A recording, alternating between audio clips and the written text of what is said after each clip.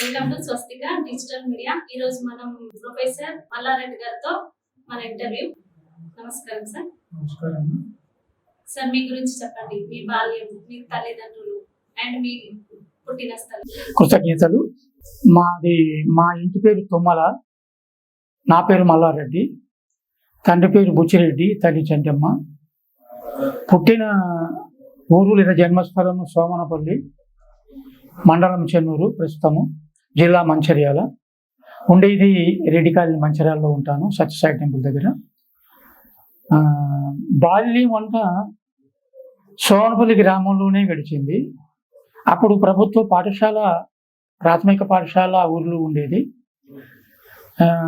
సంఖ్య బాగానే ఉండేది. ఇద్దరు ముగ్గురు గురువులు ఉండేవారు.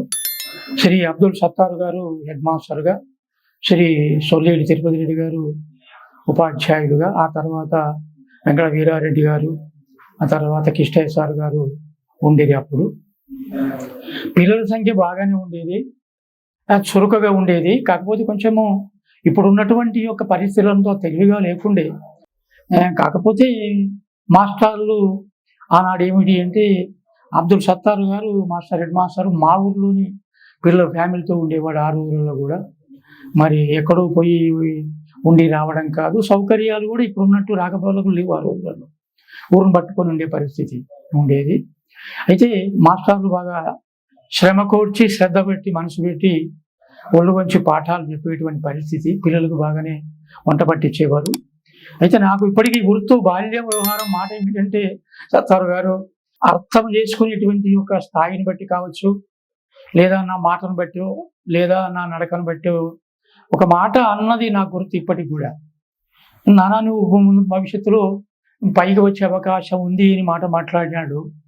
గురువు గారు మాట ఆనాడు తెలియదు, అది ఆశీస్ అవుతుంది నాకు తెలియదు.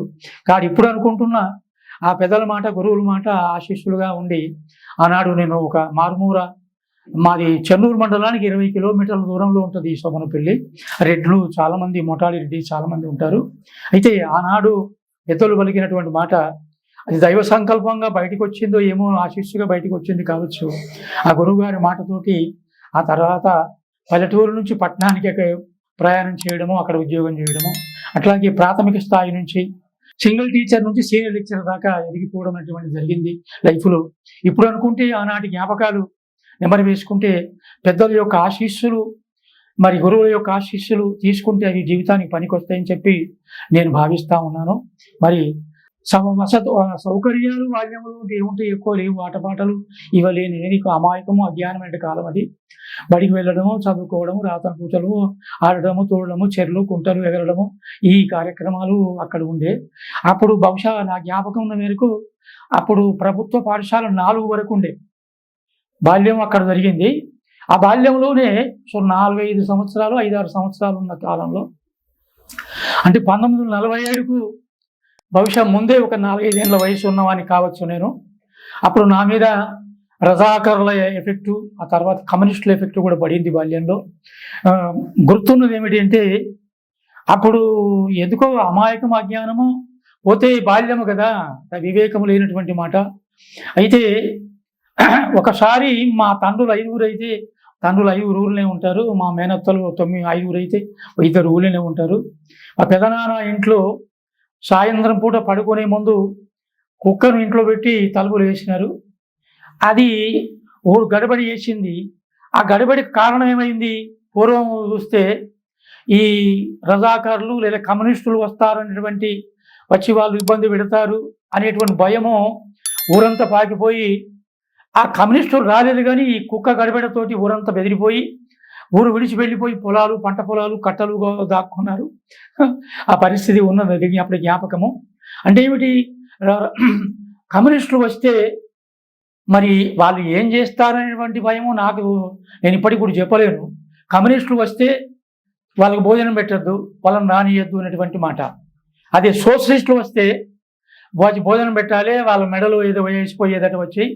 ఇక సోషలిస్టులు అంటే విషయ సంగ్రహణ వచ్చిన పోలీసులు కూడా ఇది చూస్తే ఏమి అనుకోరు, పట్టకపోరు అనేటువంటి మాట అప్పుడు వినబడింది. ఈ మధ్య కూడా ఒకసారి నెమరు వేసుకుంటే మా పెదనాన్న కొడుకున్నాడు, 90 ఏళ్ళు దాటిపోయింది. ఆయన ఈ మధ్యని విచారం చేస్తే ఏమిటి ఆనాటి రోజులు అంటే చెప్పిండు, అవును కుక్క ఇంట్లో వచ్చింది.